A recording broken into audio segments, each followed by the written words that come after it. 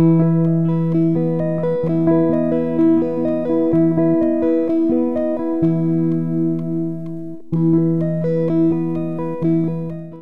ni Glenda de la Cruz, Brilliant Skin Essentials is more than a brand.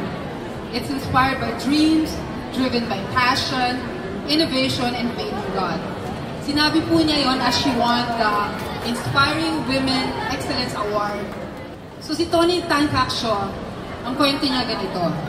They started Jollibee at a time when another similarly fast food chain, so popular in America, was about to enter the Philippine market. Kaya ang sabi sa kanya ng mga well-meaning people, isara mo na yan, ibenta mo so you don't lose.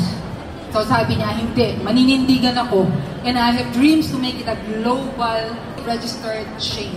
Fast forward, years later, over 4,500 outlets worldwide, I think. So her name is Denise Vergel de Dios Cacanando. Ang kwento niya, at 12 years old, na-realize niya she has talent for painting and art. Ang ginawa po ni Denise, kinuha niya yung isang ostrich egg. Nagkataon that day, may lumapit na kapitbahay. So she gave the ostrich egg to Denise. And that night, she started painting on it. And that started her journey into being an interpreter.